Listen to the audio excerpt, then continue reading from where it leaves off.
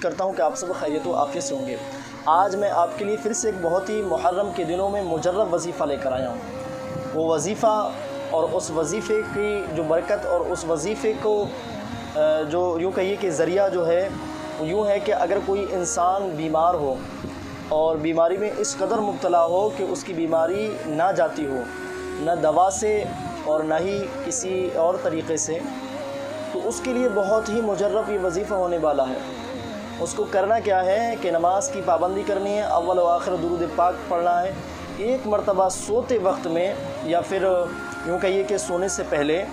उसको अव्वल आखिर 11-11 या 3-3 मरतबा दुरूद पाक पढ़ना। फिर उसके बाद में उसको पढ़ना या सलामो,